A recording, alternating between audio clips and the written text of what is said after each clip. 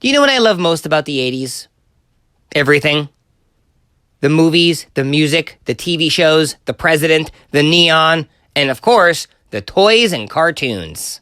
In the early 80s, after turning down the chance to make Star Wars toys, Mattel Toy Company wanted a new product to sell to kids. Their idea wasn't just awesome, it was a phenomenon. And it's a miracle they pulled it off. So their idea was to make a toy for boys, something they'd love. Well, Conan the Barbarian was coming out soon, and that was a boy movie with action and adventure. Let's do that. Oh, wait, that was an R-rated movie, right? Well, we can't do that. Imagine that, an R-rated movie being turned into a toy. That's unheard of. Anyway, no big deal, let's just make up our own. What's a good barbarian-like name? How about He-Man? That works, let's get a bunch of other characters, and we need a villain. Well, one of the creators had this traumatic experience as a kid where he saw an actual dead body skeletonized hidden in a funhouse. Let's take inspiration from that and make a villain, Skeletor. Okay, now we need something for He-Man to ride into battle with. Well, we're out of money, so we can't come up with anything new. Oh, wait a second, don't we still have those tigers from the Jungle Gym series? Well, paint them green and give them a saddle. There we go. I mean, it's not proportioned correctly, but who cares? This is awesome looking. Alright, so let's go to the toy stores and pitch this. What's the idea? He's a barbarian fighting a skeleton monster with a whole bunch of other characters. How are kids gonna know that? Oh, well, there's a comic book that comes with it. Yeah, 5-year-old kids are gonna love it. Can 5-year-olds read a comic book? Oh, well, there's a cartoon show. Isn't it against TV regulation to have what's technically considered a full-length advertisement? Oh yeah, that was a thing. You can make a toy out of a cartoon, but you can't make a cartoon out of a toy.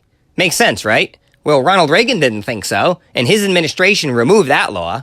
And so we got He-Man, Masters of the Universe. Wow, I'd say you can't make this stuff up, but these guys did on the spot.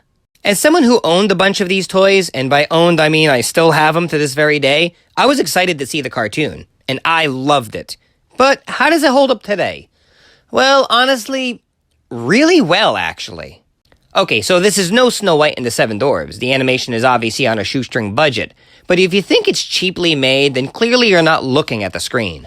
Despite the repetitive cells, the characters look fantastic, and the backgrounds, they look amazing.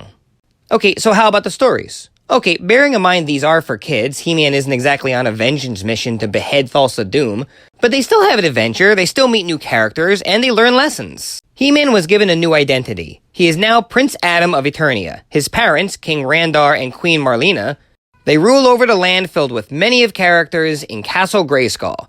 But deep in Snake Mountain was the evil Skeletor and his henchmen who want to rule Eternia. So the sorcerer gives Prince Adam a magic sword, which turns him into He-Man, the most powerful man in the universe. So there's your setup, and as the show continued, we learned more about other characters. There's Captain of the Guard Teela, Magician Orko, Man-at-Arms, and the more toys they created, the more characters they have for the show. Heck, some of these characters weren't even made as toys at first. Orko and Sorcerer were only made because of the show. But that just proved how important the show was to us. All these worlds, all these lessons, and because it was fantasy, anything went. It was interesting to see what it looked like in a primitive world with primitive landscapes and magic and sorcery, but it also had technology, hovercrafts, television monitors.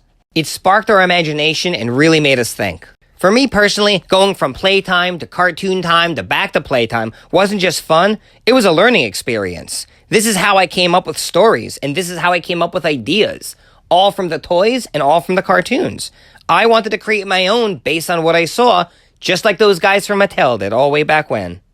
As far as a recommendation is concerned, I could honestly say, definitely check this out. If you're a newcomer, you'll enjoy it. But if you grew up with it, I think you'll be surprised how well it holds up.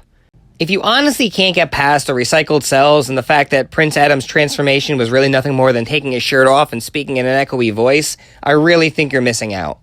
The art is great, the characters are fun, the music is catchy and memorable, the comedy is enjoyable. As far as I'm concerned, the imagination shines through any issue you may have with it. 5 ducks. This show truly has the power.